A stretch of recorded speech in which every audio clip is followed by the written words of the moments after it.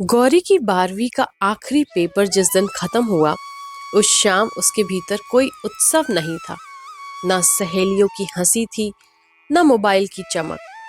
वह चुपचाप अपने कमरे में बैठी रही। माँ ने पूछा, क्या हुआ रे गौरी, पास तो हो जाएगी ना? गौरी ने हल्की मुस्कान के साथ कहा, हाँ अम्मा, पास तो हो ही जाऊंगी। पर सच ये था कि किताबें बंद होने के बाद उसका मन कहीं और खुल गया था। पिछले कुछ महीनों से वह रोज सुबह सुबह प्रवचन सुनती थी।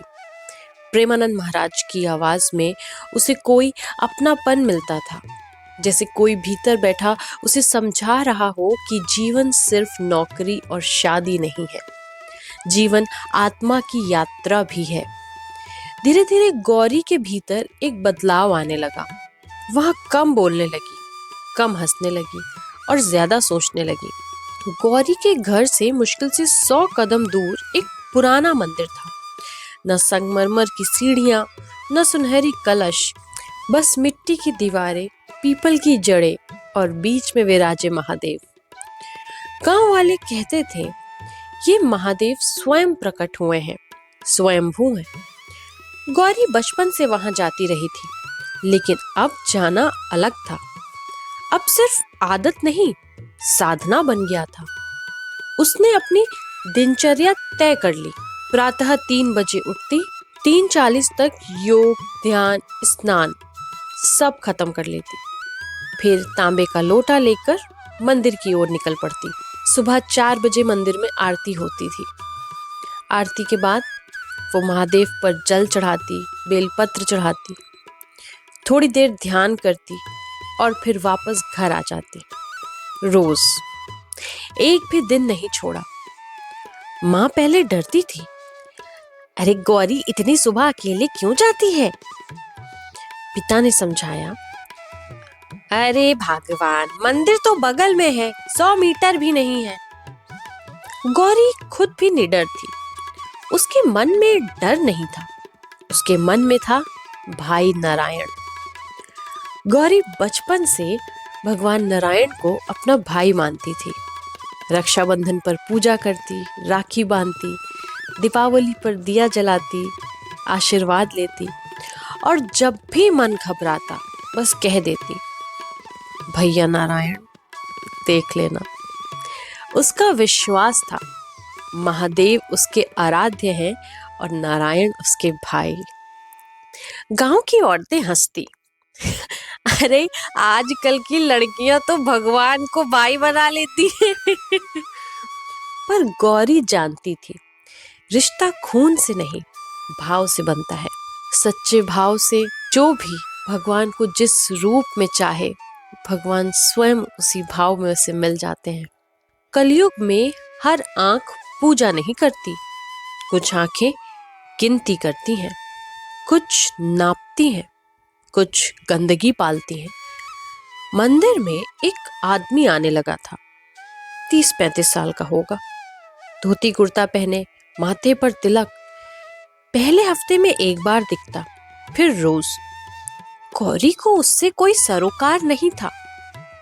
वह तो महादेव पर जल चढ़ाती, बेलपत्र चढ़ाती, कुछ देर वहां बैठकर ध्यान करती और फिर अपने घर लौट आती। पर वह आदमी गौरी को देखता था। उसने नोट किया, 3:40 पर लड़की घर से निकलती है और 4:20 पर घर लौट जाती है। उसने देखा कि वह अकेली आती है, कोई साथ नहीं होता। और उसने ये भी देखा कि घर से मंदिर तक का रास्ता सुबह के समय सुनसान रहता है। 2 दिन, 3 दिन, फिर उसने 2 और लोगों को जोड़ लिया। कलयुग में पाप अकेले नहीं चलता, टोली बनाता है। गांव की भाषा में इसे कहते हैं रेकी करना। उस दिन आसमान भारी था, बादल लटके थे, चांद छुपा हुआ था। गौरी रोज की तरह सुबह 3 बजे उठी, योग किया, ध्यान किया, स्नान किया, जल लिया और मंदिर की ओर निकल पड़ी। मंदिर से 50 कदम पहले पीछे से किसी ने उसका मुंह दबा दिया। एक हाथ उसकी कमर पर, दूसरा हाथ वहां पकड़ चुका था। लोटा गिर गया, जल सड़क पर फैल गया। गौरी छटपटाई, आवाज निकालनी चाहिए लेकिन नहीं निकली। 3 आदमी थे, उसे खींचकर गली में ले गए। उस पल गौरी ने आंख बंद कर ली और मन ही मन कहा, नारायण भैया, नारायण। उस अंधेरी गली में अचानक उजाला हुआ। न बिजली न गाड़ी, बस उजाला, जैसे सुबह समय से पहले आ गई हो। तीनों आदमी ठिठक गए। उनके सामने सफेद वस्त्रों में एक पुरुष खड़ा था। चेहरे पर शांति, आंखों में तेज। उसने सिर्फ इतना कहा, इसे छोड़ दो। आवाज में कोई ऊंचाई नहीं थी, पर शब्द ऐसे थे जैसे आत्मा को पकड़ ले। एक बदमाश बोला, तू कौन है? उस पुरुष ने उसकी तरफ देखा, बस देखा। तीनों के हाथ ढीले पड़ गए, पैर कांपने लगे। गौरी नीचे गिरते गिरते बची। उस पुरुष ने उसका हाथ थामा। उस स्पर्श में अजीब अपनापन था, ठीक वैसा ही जैसा भाई की पकड़ में होता है। गौरी रो पड़ी, भैया।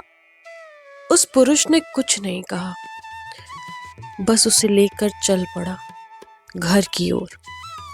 घर का दरवाजा बंद था। उस पुरुष ने हल्के से कुंडी छुई, दरवाजा खुल गया।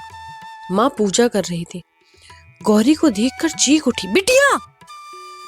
पिता दौड़ते आए, क्या हुआ? उस पुरुष ने कहा, अब ठीक है। माँ उसके चरण पकड़ने झुकी, पर वह पीछे हट गया और मुड़कर चला गया। जब सब बाहर आए, गली खाली थी। न कोई सफेद कपड़ा, न पैरों की आहट, बस हवा और तुलसी के पत्तों की सरसराहट।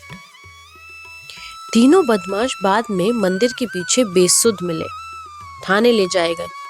वे बस यही कहते रहे, साहब एक आदमी था सफेद कपड़ों में। गांव में चर्चा फैल गई। कोई बोला नारायण आए थे, कोई बोला महादेव खुद रक्षा करने उतरे। गौरी चुप रही। वह जानती थी, जिसने उसका हाथ पकड़ा था वह उसका भाई था।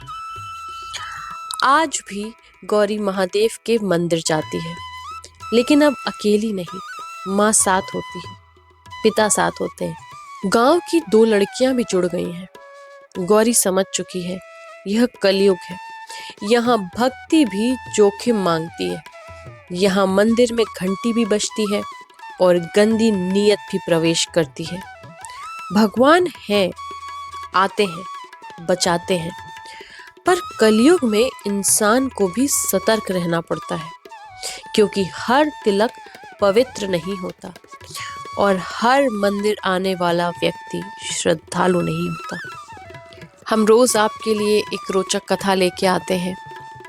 हमारे परिवार का हिस्सा बनिए, चैनल को सब्सक्राइब करिए। कल फिर मिलते हैं एक नई कथा के साथ। तब तक के लिए नमस्कार।